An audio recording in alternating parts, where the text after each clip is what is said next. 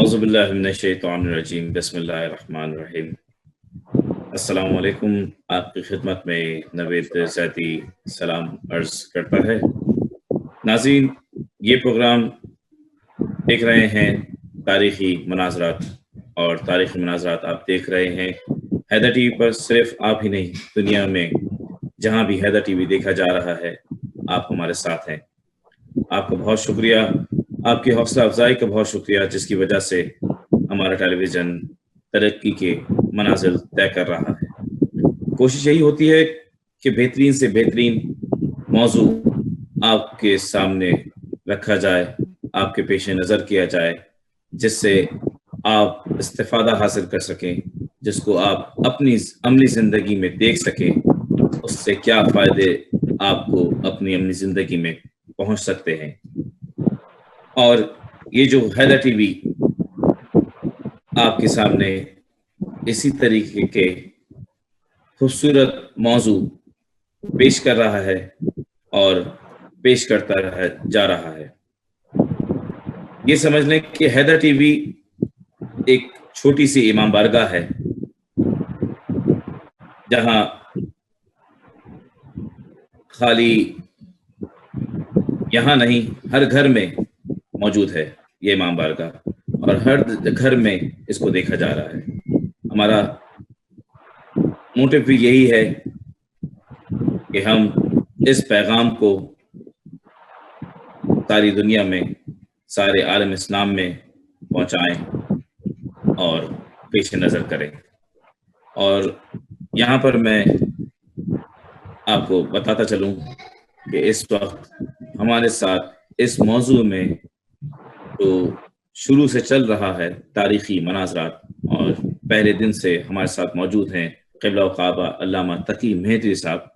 ہم سب سے پہلے ان کو خوش آمدید کہتے ہیں۔ قبلہ، السلام علیکم۔ وعلیکم السلام ورحمۃ اللہ۔ بہت شکریہ قبلہ آپ کا کہ آپ نے دوبارہ اپنا قیمتی وقت نکالا اور ناظرین کے سامنے تاریخی مناظرات کا موضوع لے کر دوبارہ حاضر ہوئے۔ بہت شکریہ۔ اور بہت شکریہ جس طریقے سے آپ نے شروع مرحلے سے، پہلے دن سے تاریخی مناظرات کے ہر پہلو کو واضح کیا، اور جو ان سے پیغام نکلا وہ آپ نے ہمارے ناظرین کے سامنے پیش نظر کیا، گوش گزار کیا، اور یقیناً اس سے بہت لوگوں نے استفادہ بھی حاصل کیا ہے اور آگے بھی کر رہے ہوں گے۔ آج کا قبلہ ہم جو مناظرہ پیش نظر رکھنا چاہیں گے وہ کس حوالے سے ہوگا؟ اعوذ باللہ من الشیطان الرجیم، بسم اللہ الرحمن الرحیم۔ نوید زیدی صاحب، آپ کا اور آپ کی پوری ٹیم کا بہت شکریہ، بالخصوص حیدر ٹی وی کا بہت شکریہ کہ جنہوں نے ہمیں مسلسل وقت دیا کہ ہم ناظرین کی خدمت میں آ کر کچھ رائے بیان کر سکیں۔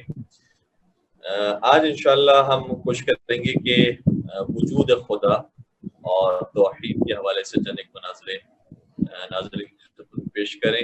سبحان اللہ۔ بالخصوص آپ جس طریقے سے کینیڈا کے اندر موجود ہیں اور حیدر ٹی وی کینیڈا سے پوری دنیا میں نشر کیا جا رہا ہے، تو مغربی دنیا میں خاص طور پر یہ مسائل پیدا ہوتے ہیں کہ وہاں کے لوگ بالخصوص خدا پر ویسا یقین اور ایمان نہیں رکھتے ہیں کہ جیسے مسلمانوں کا ایمان ہے اور شیعہ حیدر کرار کا ایمان ہے۔ تو ہمارے معصومین علیہ السلام نے کیا طریقے بیان کیے ہیں، یا ہم ان سے کس طریقے سے گفتگو کر سکتے ہیں اور ان حساس موضوعات پر کر سکتے ہیں۔ بے شک، سبحان اللہ۔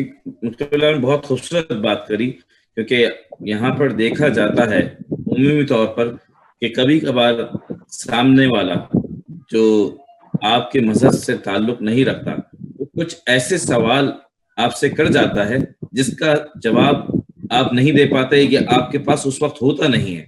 آیا آپ کو معلوم ہوتا ہے، آپ کے علم میں ہوتا ہے، مگر آپ سمجھ نہیں پاتے اس کو اس کے سامنے کیسے رکھا جائے، اس کو اس بات سے راضی کس طریقے سے کیا جائے۔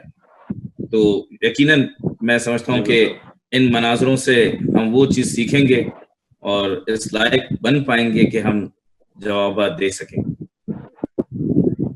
جی انشاءاللہ۔ جی تو آج جو ہمارے موضوع ہے ہم اس کو شروع کرتے ہیں، اور اس بات وجود خدا اور توحید کے حوالے سے اصل جو سب سے اہم نقطہ ہے وہ یہی ہے کہ یہ ایک فطری چیز ہے، اور کوئی نبی یا کوئی امام یا کوئی استاد نہ بھی آئے ہمیں سکھانے کے لیے، اگر انسان تنہا اس دنیا میں موجود ہو اور اس دنیا کے نظم کو اور اس دنیا کی خلقت کو انسان دیکھ رہا ہو، تو خود بخود انسان یقین کر لیتا ہے کہ اس دنیا کو چلانے والا، اس دنیا کا کوئی مالک، کوئی خالق ضرور ہے۔ اور قرآن کریم نے بھی اس بات کو مسلسل بیان کیا ہے کہ فذکر انما انت مذکر، اے رسول آپ انہیں تذکر دیجیے کہ آپ تذکر دینے والے ہیں۔ تذکر کا مطلب یہ ہوتا ہے کہ وہ چیز جو انسان کے دل میں پہلے ہی موجود ہے لیکن اس سے غافل ہو چکا ہے، سبحان اللہ، تو جو چیز انسان بھول چکا ہے دنیا کی رنگینیوں کو دیکھ کر، اور یہ سمجھ بیٹھا ہے کہ میں خود ہی اس دنیا میں کوئی یا تو بادشاہ ہوں یا میں کم از کم عیاشی کرنے کے لیے اور ایسے ہی زندگی گزارنے کے لیے آیا ہوں، اور یہ زمانہ خود بخود وجود میں آ گیا ہے اور دنیا اسی طریقے سے چل رہی ہے، لوگ آتے ہیں چلے جاتے ہیں، پھر آئیں گے پھر چلے جائیں گے، تو جو غیر ذمہ دارہ انداز میں زندگی گزارنے والے ہیں انہیں کم از کم تھوڑا سا ہوشیار ہو جانا چاہیے جب انسان اس دنیا کو اور کائنات کو بالخصوص دقت کے ساتھ غور و فکر کرے کہ اس کی ایک ایک چیز کتنے زیادہ نظم و ضبط کے ساتھ چل رہی ہے۔ سبحان اللہ۔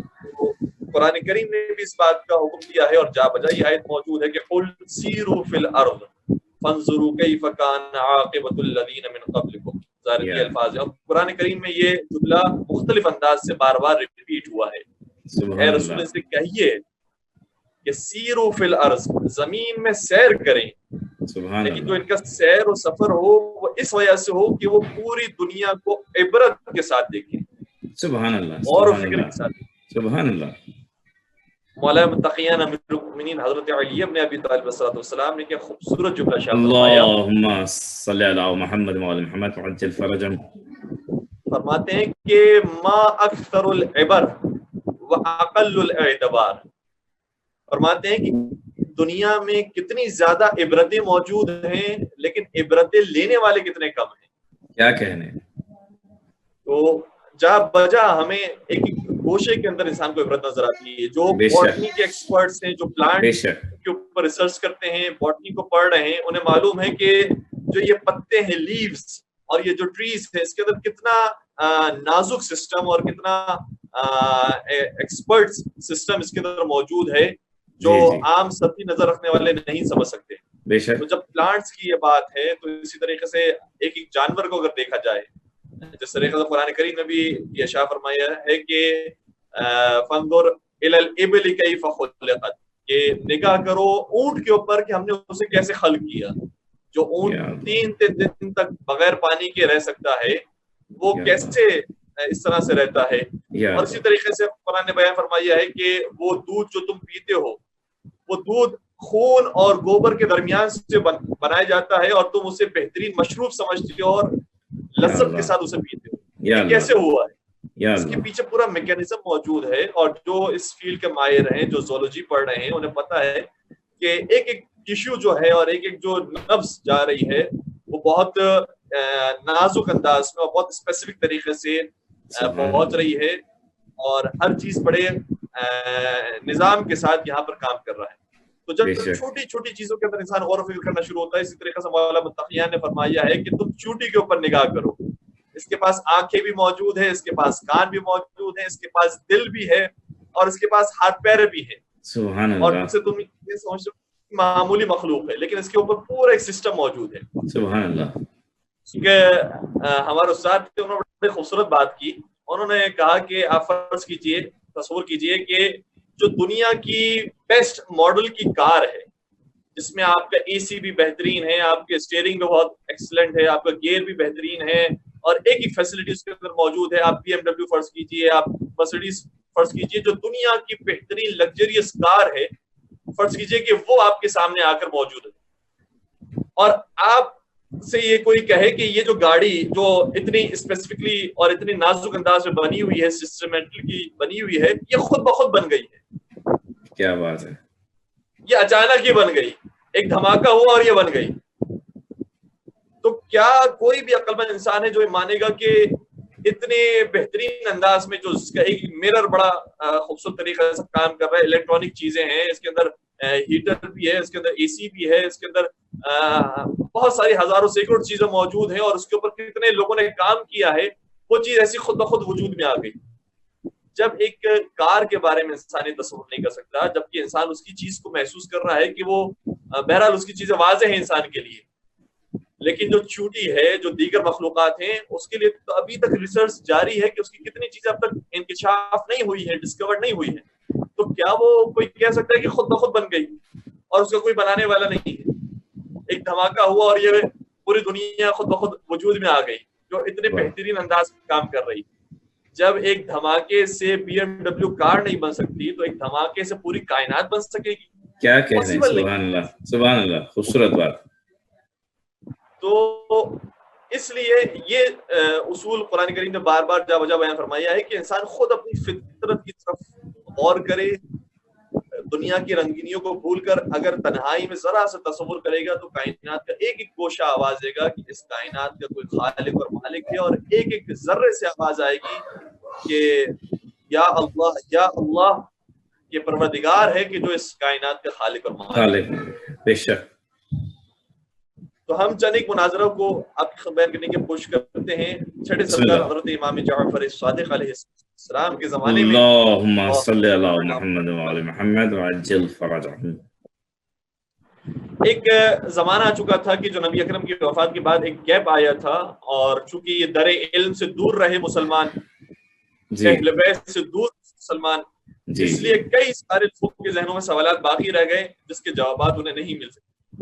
یہاں تک کہ کتنے ہی ایسے مسلمان تھے کہ جن کی اولادیں کافر ہو گئی، کتنے ہی ایسے مسلمان تھے کہ جن کی اولادیں دہریے بن گئی، ایتھسٹ ہو گئے، اور وہ کسی خدا کو نہیں مانتے تھے. اور عجیب بات یہ کہ ان میں سے بہت سو کے نام عبداللہ ہے، نام ہے عبداللہ لیکن اللہ کو نہیں مانتے، نام ہے عبد الملک لیکن کسی خدا کو اور کسی مالک کو نہیں مانتے. اور یہ کیوں تصور قائم ہونا شروع ہوا؟ کیونکہ ظاہر سی بات ہے کہ یہودی اور روم کے جو علماء تھے وہ آئے، اور ایسے ایسے جیسے جیسے اسلامی دنیا پھیلنے لگی تو انہوں نے آ کر مسلمانوں کے ذہنوں میں سوالات قائم کرنا شروع کیا اور انہیں سوچنے پر مجبور کیا کہ جس خدا کی تم زیارت کرنے کے لیے جاتے ہو، جس خدا کے گھر کی زیارت کرنے کے لیے جاتے ہو، حج کرنے کے لیے جاتے ہو، وہاں کوئی خدا موجود ہے؟ تم نے کبھی خدا دیکھا ہے؟ سبحان اللہ. تم قرآن کہتا ہے وہ بیت اللہ ہے، تو اللہ کا گھر ہے، اللہ کے گھر میں اللہ ہی، اس کا مطلب کوئی اس کائنات کے خدا نہیں ہے. تمہیں بیوقوف بنایا گیا ہے نعوذ باللہ. اور تم سادہ انداز میں قرآن کی باتوں پر اور نیک افراد کی باتوں میں آ گئے ہو، لیکن تم نے اپنی عقل استعمال نہیں کی ہے، تم نے اپنی منطق استعمال نہیں کی ہے، اور تم سمجھ بیٹھے ہو کہ اس کائنات کو کوئی خدا ہے. حالانکہ ایسی کوئی بات نہیں، کوئی خدا نہیں نعوذ باللہ. یہ دنیا خود بخود پیدا ہوئی ہے اور خود بخود چل رہی ہے، اور اسی انداز سے یہ چلتے رہے گی. سینکڑوں سالوں سے چل رہی ہے اور سینکڑوں سال چلتی رہے گی. اس کا کوئی چلانے والا اور اس کو ختم کرنے والا اور بنانے والا، پیدا کرنے والا بھی نہیں تھا کوئی، اور کوئی اس کو ختم کرنے والا بھی نہیں تھا. تو ایک بڑی تعداد میں لوگ اس طریقے سے کافر ہونا شروع ہو گئے. انہی میں سے ایک شخص ہے جو مصر سے تعلق رکھنے والا ہے، جس کا نام عبد الملک ہے، اور اس کے بیٹے کا نام عبداللہ تھا. اپنے بیٹے کا نام عبداللہ رکھا. خود کی کنیت ابو عبداللہ تھی، اور امام جعفر صادق علیہ السلام کی خدمت میں آیا اور امام سے کہا کہ کیا آپ سمجھتے ہیں کہ اس کائنات کا کوئی خدا، کوئی خالق اور کوئی مالک بھی ہے؟ امام نے شاہ فرمایا، پہلے تو یہ فرمایا کہ یہ بتا کہ جو تیرا بیٹا ہے عبداللہ، اللہ کا بندہ، وہ کون سا اللہ ہے؟ وہ اللہ آسمانوں کا اللہ ہے یا زمین کا اللہ ہے؟ اچھا دیکھیں، یہ وہی انداز ہے جو ہم نے گزشتہ مناظرے کے اندر بیان کیا تھا کہ جس طریقے سے حاکم شام نے مولا کائنات کو گھیرنے کی کوشش کی. اگر وہ یس میں جواب دیں تو بھی اسے اپنا فائدہ مل جائے گا، اور اگر نو میں جواب دے تو بھی اسے فائدہ حاصل ہوگا. اسی طریقے سے امام جعفر صادق علیہ السلام نے بھی اس کو گھیرنے کی کوشش کی. اور مناظرے کے اندر یہ طریقہ سب سے بہترین طریقہ ہوتا ہے کہ آپ ایسا سوال سامنے والے کے سامنے رکھیں کہ اگر وہ یس میں جواب دے تو بھی ہار جائے، نو میں جواب دے تو بھی ہار جائے. جیسے ہمارے گستاخ تھے، اب میں صرف عذرائے مذاق آپ کی بیان کر رہا ہوں. انہوں نے کہا کہ ہم خواتین اور لڑکیوں کی اسکول میں پڑھانے کے لیے گئے، تو چونکہ ظاہر سی بات ہے کہ جیسے جیسا معاشرہ خراب ہوتا جا رہا ہے تو اسکول پر بھی اس کا اثر آتا ہے. تو انہوں نے ایک مرتبہ جو خواتین اور لڑکیاں پڑھ رہی تھیں ان سے کہا کہ آپ کاغذ نکالیے اور اس سوال کا جواب دیجیے کہ جو آپ کا بوائے فرینڈ ہے اس کی اطلاع آپ کے والدین کو ہے یا نہیں ہے، یس یا نو میں جواب دیجیے۔ اب چاہے وہ لڑکی یس لکھتی ہے کہ اطلاع ہے تو بھی اس کا مطلب یہ ہے کہ اس کا بوائے فرینڈ موجود ہے، اور اگر وہ لکھتی ہے کہ نو اطلاع نہیں ہے تب بھی اس کا مطلب یہ ہے کہ اس کا کوئی بوائے فرینڈ موجود ہے۔ تو استاد نے پھر یہی کہا کہ اس سے ہمیں غرض نہیں تھا کہ بچیوں نے یس لکھا ہے یا نو لکھا ہے، ہمیں اس سے غرض تھا کہ اگر انہوں نے جواب دیا ہے تو اس کا مطلب یہ کہ حالات ہمارے لیے بھی خراب ہیں، اور اگر انہوں نے باقاعدہ کہا ہے کہ نہیں میرا کوئی بوائے فرینڈ موجود نہیں ہے تو پھر یقین آ سکے گا کہ نہیں ابھی ہمارے اسکول کے اخلاقی طور پر حالات بہتر ہیں۔ تو کچھ سوالات ایسے ہوتے ہیں جس میں یس میں جواب دے یا نو میں جواب دے، دونوں صورتوں کے اندر انسان پھنس جاتا ہے۔ امام صادق علیہ السلام نے سوال کیا یہ بتا کہ جس خدا کا یہ بندہ ہے عبداللہ ہے وہ خدا آسمان کا خدا ہے یا زمین کا خدا ہے؟ چاہے وہ کہے آسمان کا خدا ہے اس کا مطلب یہ ہے کہ آسمانوں کا کوئی خدا موجود ہے، اگر وہ کہے زمین کا خدا ہے اس کا مطلب ہے کہ کوئی زمین کا خدا موجود ہے، دونوں صورتوں میں خدا ثابت ہے۔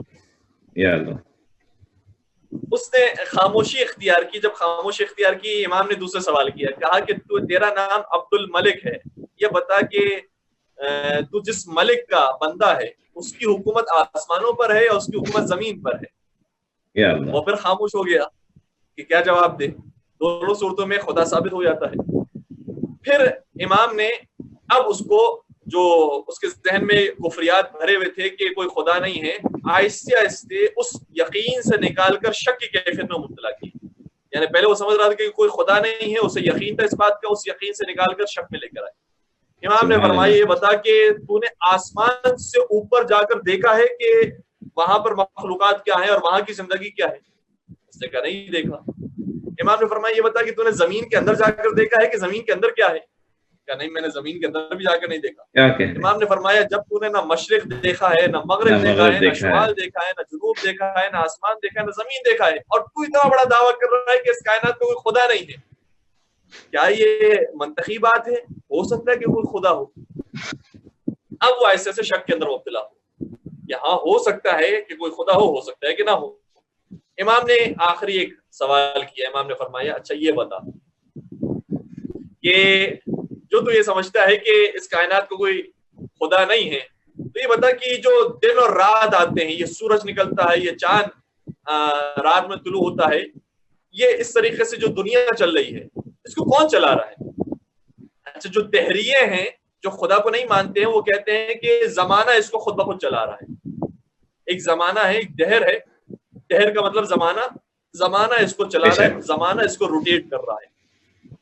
امام نے بڑا خوبصورت یہاں پر ایک جملہ ارشاد فرمایا کہ یہ زمانہ عجیب ہے، کچھ چیزوں کو تو یہ دوبارہ سے مارنے کے بعد زندہ کرتا ہے، سورج کو مارتا ہے دوبارہ پیدا کرتا ہے، چاند کو مارتا ہے دوبارہ پیدا کرتا ہے، لیکن جو انسان اس دنیا میں مر رہے ہیں ان کو دوبارہ نہیں پیدا کرتا، کیا کہہ رہے ہیں؟ واپس پلٹا دیتا ہے، کچھ کو واپس نہیں پلٹاتا۔ ایسا زمانہ اگر یہ چیز ہر زمانے ہی سے بار بار آتی ہے تو پھر انسان بار بار کیوں نہیں آتے؟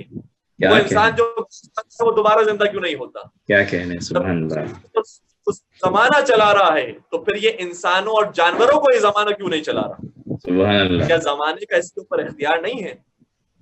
اور اس طریقے سے امام نے اسے پھنسایا کہ اگر کہ صرف چاند و سورج کو زمانہ چلا رہا ہے اور انسانوں کو اور جانوروں کو جو مارا جاتا ہے اسے دوبارہ سے زمانہ نہیں چلا رہا، تو اس کا مطلب یہ کہ زمانے کے اختیارات محدود ہیں، اور جو محدود ہو جائے وہ پھر خدا نہیں ہوتا، خدا نہیں ہوتا، کیا کہہ رہے ہیں؟ اور اگر وہ دوبارہ سے پیدا کرنے کی قوت اور طاقت رکھتا ہے تو پھر انسانوں کو وہ دوبارہ کیوں نہیں پیدا کرتا، اور کوئی ایسا واقعہ یعنی ایک عمومی صورتحال کے اندر اور عمومی حالات کے اندر کیوں پیدا نہیں ہوتا کہ انسان مرنے کے بعد دوبارہ سے زندہ ہو جائیں اور زندہ ہوتے رہیں، مرتے رہیں، زندہ ہوتے رہیں، جس طریقے سے چاند و سورج کا روزانہ آنا جانا ہوتا ہے۔ اور جب اس نے خاموشی اختیار کی تو امام کے ایک صحابی عمران موجود تھے، عمران نے اس سے مخاطب کر کہا کہ تو خاموش ہو گیا ہے، جواب کیوں نہیں دیتا؟ تو کہا کہ میرے پاس کوئی اس کا جواب نہیں سوائے یہ کہ میں کہوں کہ اشہد ان لا الہ الا اللہ، اشہد ان کہ خدا کے علاوہ کوئی معبود نہیں ہے اور محمد مصطفیٰ اللہ کے رسول ہیں، تو حمران بن عاجل یہ کہنے لگے کہ یہ امام جعفر صادق ہیں کہ جن کے جد امجد نے کافروں کو مسلمان کیا تھا اور انہوں نے آج منکران خدا کو مسلمان کر دیا۔ سبحان اللہ، سبحان اللہ، سبحان اللہ، سبحان اللہ۔ امام جعفر صادق علیہ السلام نے اس انداز سے یہ مناظرہ پیش کیا اور اس طرح سے انداز سے گفتگو کی اور اسے خدا کی طرف قائل کیا۔ بالکل آپ کی بات کو یہاں پر ایک روک کے کچھ سوالات، کچھ باتیں ذہن میں آئیں جو ابھی حال ہی میں نظروں کے سامنے سے گزری ہیں، اور بات یہ نہیں کہ خالی عقائد جو دین کو سمجھتے نہیں ہیں، جو اسلام کے دائرے میں نہیں ہیں، آج کل تو دیکھا یہ بھی جا رہا ہے کہ جو دین اسلام میں بھی ہیں، شیعت بھی ہے، ہر چیز موجود ہے، پھر بھی سوال یہ اٹھتا ہے کہ یہ کرتے کیوں ہیں؟ آج کل لوگ نماز پر بھی اٹھا رہے ہیں سوال کہ نماز کیوں پڑھی جا رہی ہے، یہ سجدہ کیوں کیا جا رہا ہے؟ اگر اللہ کو یاد کرنا ہے تو بیٹھے بیٹھے ویسے ہی یاد کر لو، یہ پڑھنے کی ضرورت کیا ہے؟ نام لو، اللہ تو دل میں موجود ہے، وہ بہتر جانتا ہے آپ کے دل میں کیا ہے، تو یہ سب چیزوں کی ضرورت کیا ہے؟ آپ اگر روز و زیارت کر رہے ہیں بات ہے کہ اپنی وائف سے محبت کا اظہار کرنا ہوتا ہے، تو وہ بھی تو وائف کی محبت بھی دل میں ہی ہو تو وہ وائف جان لیتی ہے، لیکن اس کا اظہار کرنا ضروری ہوتا ہے۔ کبھی پھول لاتے ہیں، کبھی مٹھائی لاتے ہیں، کبھی برتھ ڈے کو سیلیبریٹ کرتے ہیں، تو اس کا تو اظہار کرنا انسان کو یاد رہتا ہے، لیکن جو ہمارا عشق حقیقی ہے پروردگار سے اظہار محبت کرنا کیا ضروری نہیں ہے؟ ہمیں بچوں سے محبت کا اظہار کرنا یاد رہتا ہے، بچوں سے کس طریقے سے اظہار محبت، کبھی انہیں فن لینڈ لے کر گئے ہیں، کبھی ڈزنی لے کر چلے گئے ہیں، کبھی ساحل سمندر لے کر گئے ہیں، کبھی پارک میں لے کر گئے ہیں، اور ان سے بار بار ہم اپنی محبت کا اظہار کرتے رہتے ہیں۔ تو جب ایک مخلوق سے ہم بار بار اس طرح سے محبت کا اظہار کرتے ہیں تو کیا خالق سے ہم صرف اپنے دل کے اندر محبت رکھیں اور اس کا کوئی اظہار نہ کریں؟ تو یہ تو مناسب طریقہ نہیں ہوگا کہ یہ ڈبل اسٹینڈرڈ والی بات ہو جائے گی۔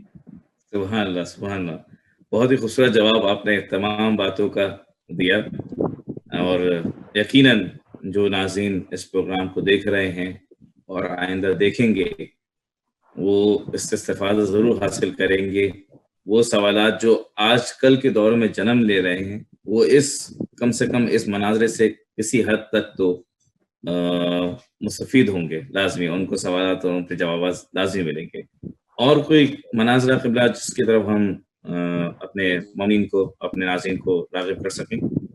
جی، کچھ مناظرے ایسے ہیں کہ جس کو سمجھنے کے لیے ایک ماحول بنانا پڑے گا اور اس کے لیے کافی وقت درکار ہوگا، کیونکہ جس زمانے کے اندر وہ سوالات پیش آئے ہیں اس زمانے کو سمجھنا پڑے گا، اور پھر اس سوال کو ہم سمجھ پائیں گے کہ وہ کیا سوال کیا ہے اور امام نے کس انداز سے اسے جواب دیا ہے۔ ورنہ شاید ہم صرف مناظرہ سیدھے انداز میں بیان کرتے تو ہمارے بہت سارے نوجوان ساتھی اسے صحیح طریقے سے سمجھ نہ پائیں۔ اس لیے کچھ مناظروں کو ہم چھوڑتے ہوئے ایک اور شخص کہ جس نے ایک جنجال بپا کیا ہوا تھا اور سب کو پریشان کیا ہوا تھا، اور وہ اپنے آپ کو خدا کہہ رہا تھا، کہہ رہا تھا کہ میں خدا ہوں، یا اللہ۔ تو اس نے اپنے خدائی کا دعویٰ بھی کیا اور لوگوں کو قائل بھی کیا اپنی طرف، اس طریقے سے کہ اس نے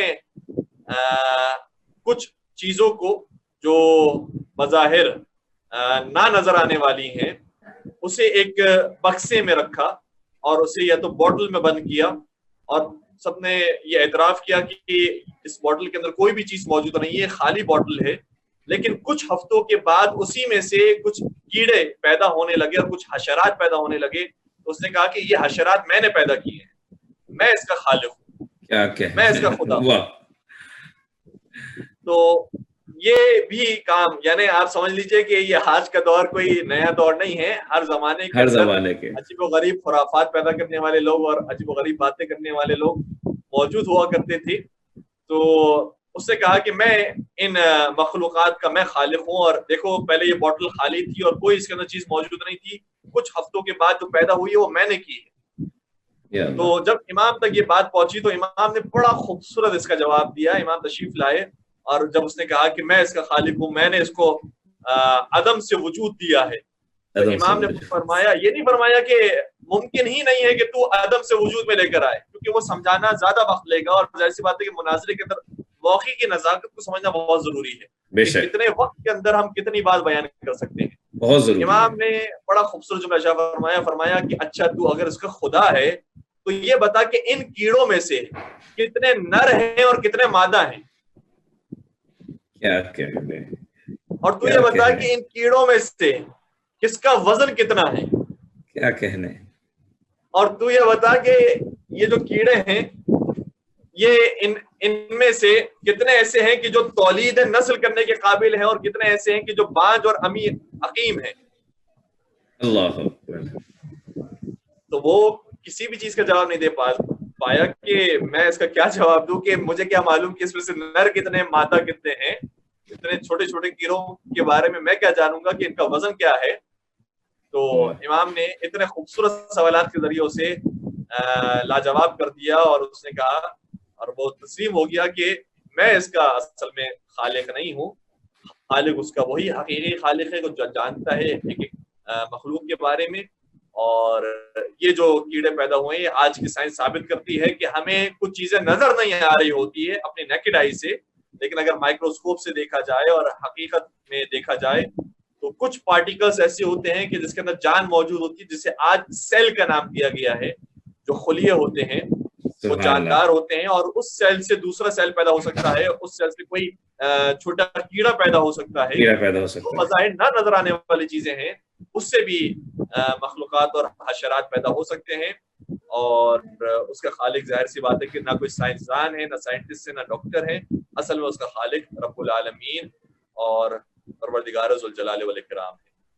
سبحان اللہ سبحان اللہ.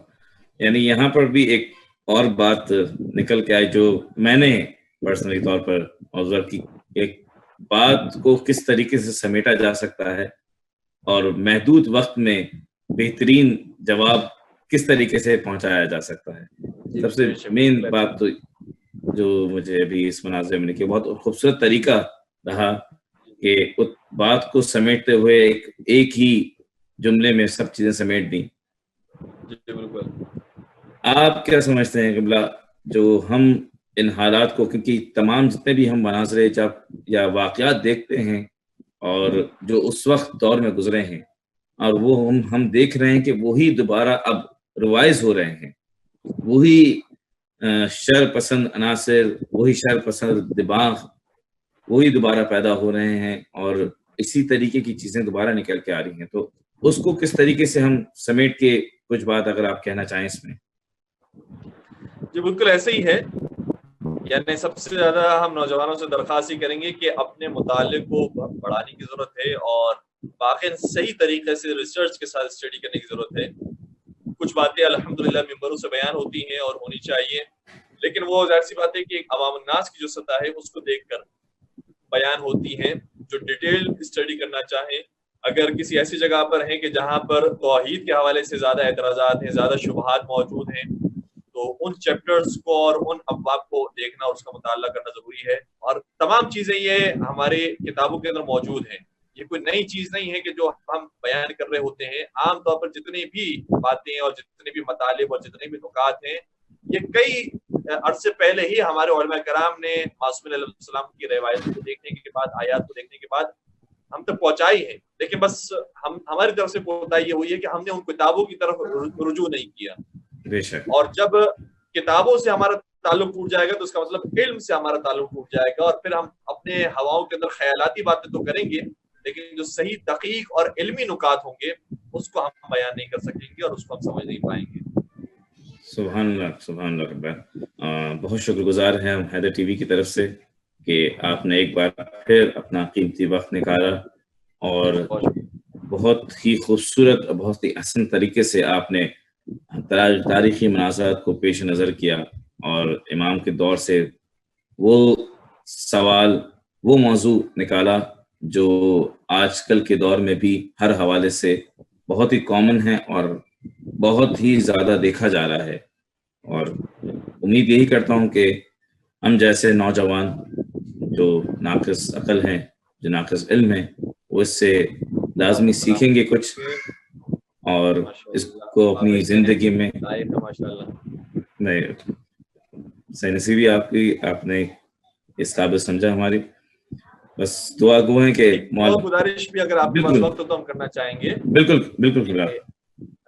اس سوال کے جواب میں ایک اور نقطے کی طرف کہ صحیح بات ہے کہ کتابوں سے اپنے آپ کو جوڑنا اور واقعی جو علم حاصل کرنا چاہیے ریسرچ کے ساتھ اسے ہم نے بھرپور طریقے سے لینا چاہیے. جس طریقے سے جو مغربی دنیا ہے جنہوں نے ریسرچ کیا ہے واقعی ہم صرف بات نہیں کر رہے ان کے میڈیکل کے اوپر یا ان کے الیکٹرانکس کے اوپر, ہم بلکہ ان کی ہسٹری کے اوپر جو ریسرچ ہے اس کے اوپر بھی بات کر رہے ہیں. یعنی آج ہمیں افسوس کرنا پڑتا ہے کہ کبھی کبھار ہمیں جو تاریخ کے جو مطالب ہیں, حتی اسلامک جو تاریخ ہے اس کے جو مطالب ہیں وہ ویکیپیڈیا بتا رہا ہوتا ہے. تو ویکیپیڈیا جو ایک مغربی میڈیا ہے, جو مغربی انسائکلوپیڈیا ہے, اس کی ریسرچ اتنی زیادہ ہو گئی ہے کہ ہمارے علماء اور ہمارے جو دانشور حضرات ہیں وہ بھی ایسی ریسرچ نہیں پیش کر سکتے, یا کم از کم لوگوں کے سامنے اتنی آسانی سے وہ اویلیبل نہیں ہے کہ جتنی ویکیپیڈیا نے آ کر رکھتی ہے, یا اسی طریقے سے دیگر جو سائٹس چلا رہے ہیں اور اسلام کے بارے میں باتیں بیان کر رہے ہیں. تو ظاہر سی بات ہے کہ جب دشمن کوئی سائٹ چلائے گا یا کوئی غیر مسلم سائٹ چلائے گا تو اس کے اندر کوتاہیاں ہوں گی, اس کے اندر فالٹس ہوں گے, اور وہ کبھی کبھار اسلام کو نقصان پہنچانے والا بھی کوئی مطلب ہے وہ بیان کر دے گا یہ کہہ کر کہ اسلام اس بات کو مانتا ہے. ایک بات تو یہ ہے کہ ہمیں کتابوں سے اپنے آپ کو جوڑنا چاہیے اور صحیح طریقے سے لائبریری سے اور ریسرچ سے ہمیں آپ تک کو جوڑنا چاہیے. دوسری بات جو خاص طور پر ہمارے موضوع کے ساتھ ریلیٹڈ ہے کہ وجود خدا اور توحید کے سلسلے میں فلسفی کو پڑھنا, اسلامک فلسفے کو پڑھنا, یہ بہت زیادہ ضروری ہے. سبحان اللہ. آج ہمارے یہاں فلسفے سے بہت زیادہ لوگ بھاگتے ہیں, گھبراتے ہیں اور اسے کفر سمجھتے ہیں, اسے مایوس سمجھتے ہیں, اور اس کی بہت ساری وجوہات ہیں. اس کے لیے بھی ایک الگ سے اگر موقع ملا تو انشاءاللہ کوشش کریں گے. تو فلسفی پڑھنا یہ بہت ضروری ہے کیونکہ فلسفی میں پورا بتایا جاتا ہے کہ کائنات اور ہمارا تعلق کیا ہے, کائنات سے ہمارا تعلق کیا ہے, کائنات مخلوق ہے یا کائنات خالق ہے, اور پھر جب خالق تک انسان پہنچتا ہے تو اس کے بعد خالق کی صفات کیا کیا ہیں, اور پھر مخلوقات کا اس کے ساتھ تعلق کیا ہے, اور پھر مخلوقات کے اندر کون کون سے نقص اور مخلوقات کے اندر کون کون سی کمزوریاں پائی جائیں گی کہ جس کی وجہ سے اسے خالق کے سامنے جھکنا ہے. تو یہ جو پورا نظام اور سسٹم ہے یہ ہمیں اسلامک فلسفی سمجھا سکتی ہے. اور ہم چونکہ ایران سے بات کر رہے ہیں تو قم کے حوضوں کے اندر یا ایران کے حوضوں کے اندر اور اسی طریقے سے عراق کے حوضوں کے اندر باقاعدہ پڑھایا جاتا ہے اسلامک فلسفی کو, اور جو پڑھنا چاہے وہ یہاں پر آ کر صحیح طریقے سے پڑھ سکتے ہیں کہ ہمارا پورا کائنات کا نظام کس طریقے سے, تاکہ ہم جب ایتھسٹ کو جواب دیں تو پورے یقین کے ساتھ انہیں قائل کر سکیں. اور یہاں پر جو آیت اللہ مصباح یزدی ہیں یا دیگر جو علماء کرام ہیں وہ باقاعدہ مناظرے کرتے ہیں, کبھی کبھار جرمن علماء کے ساتھ, اٹالین علماء کے ساتھ, ان کے ساتھ گفتگو رہتی ہے, مناظرے رہتے ہیں وجود خدا کے موضوع پر, توحید کے موضوع پر. اسلام کی فلسفی کو سمجھنا بھی بہت زیادہ ضروری ہے. امام جعفر صادق علیہ السلام کے حوالے سے جو بات چل رہی تھی, ایک سوال ہے جو امام نے بڑا خوبصورت انداز میں اس کا جواب دیا. دیکھیں ایک طرف سے یہ بھی ہمیں سکھایا گیا ہے کہ کلم الناس علی قدر عقولہم, لوگوں سے بات کرو تو ان کی عقل کے مطابق بات کرو. دوسری طرف سے ہمیں یہ بھی بتایا گیا ہے کہ جو چیز جیسی ہو اسے اسی انداز سے بیان کیا جائے, نہ کم کیا جائے نہ زیادہ کیا جائے. یعنی عدل کے ساتھ انسان گفتگو کرے, جو چیز جس مقام پر رکھنے کے لائق ہے اسی مقام پر رکھی جائے. امام جعفر صادق علیہ السلام سے ایک سوال کیا گیا اور وہ سوال دو مختلف موقعوں پر کیا گیا اور امام نے دونوں موقعوں پر مختلف جوابات دیے. سبحان اللہ.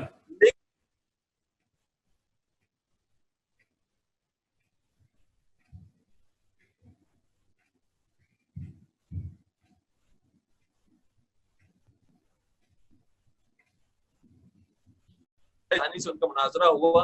ہشام بن حکم بہت بڑے عالم دین اور بہت بڑے مناظر اپنے زمانے کے, یعنی امام جعفر صادق کی خاص عنایات ان کے اوپر تھی. سبحان اللہ.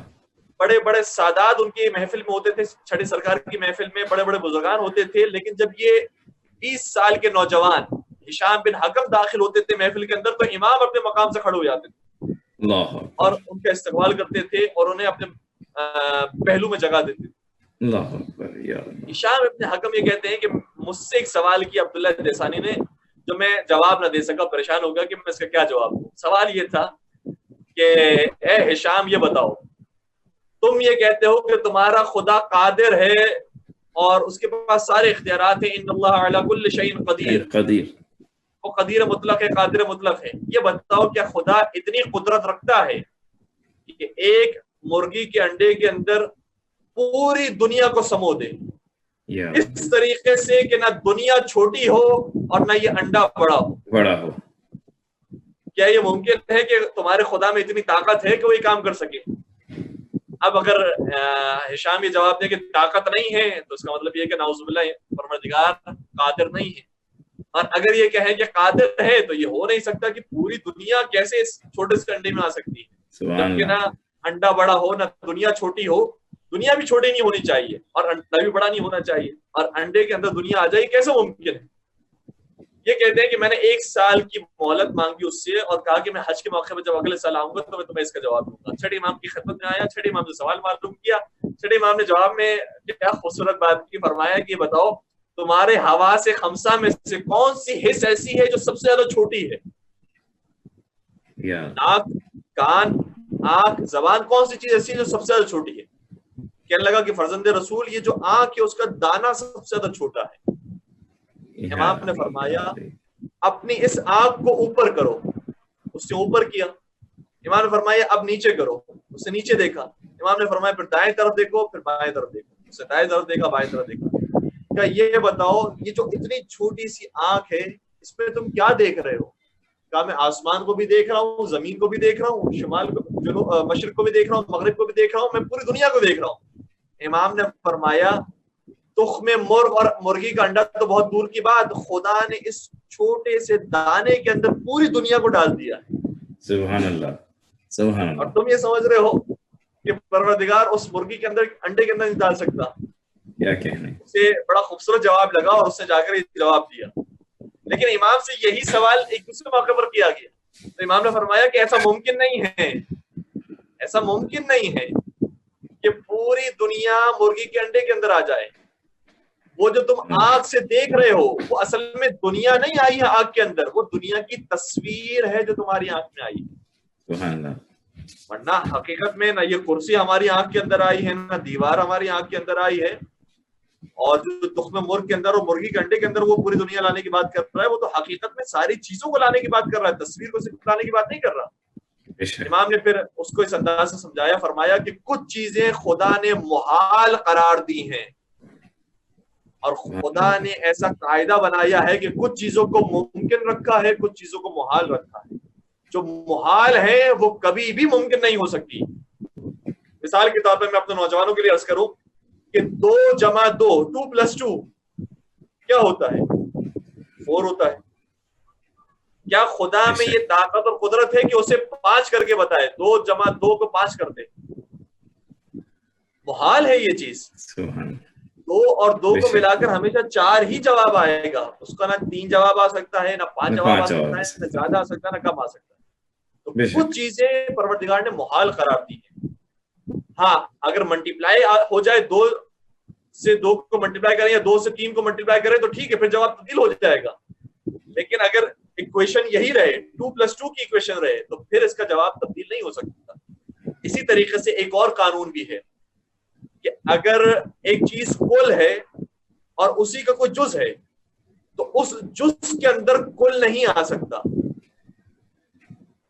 یہ تھوڑی سی اب فلسفیانہ ناظرین کے لیے تھوڑی سی مشکل ہو جائے.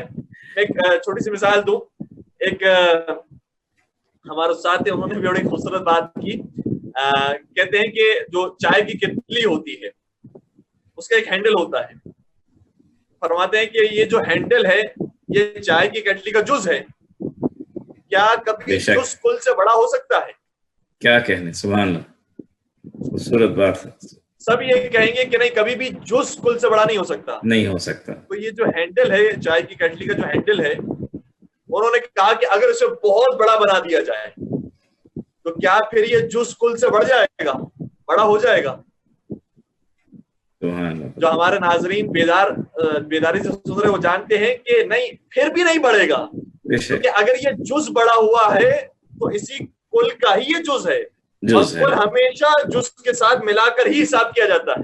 بے شک. بے شک. اس لیے کل بھی ساتھ ساتھ بڑا ہوتا جائے گا اگر ہم جز کو بڑا کریں گے. جز کو بڑا کریں گے.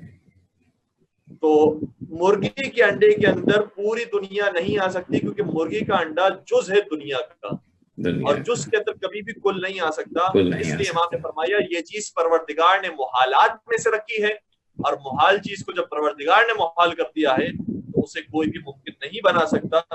اس لیے تخم مرغ کے اندر اور مرغی کے انڈے کے اندر کبھی بھی دنیا نہیں آ سکتی. تو دیکھنا پڑتا ہے کہ مخاطب کیسے ہیں اور کس سطح کے ہیں، انہیں کس طریقے سے جواب دیا جا سکتا ہے. پھر جواب دیا جاتا ہے یا معصوم علیہ الصلوۃ والسلام کی سیرت کے اندر ہمیں جا بجا نظر آتا ہے. بہت شکریہ قبلہ آپ کا، اور بہت شکریہ کہ آپ نے اس طریقے، نہ بالکل نہیں، آپ کے بہت ہی دلچسپ موضوع رہا، اور آخر میں بھی جس بات کی طرف آپ نے اشارہ کیا وہ یقیناً سننے کے لائق تھی اور سمجھنے کے لائق ہے کہ اس کو صحیح طریقے سے سمجھا جائے اور اس کو زندگی میں امپلیمنٹ کیا جائے.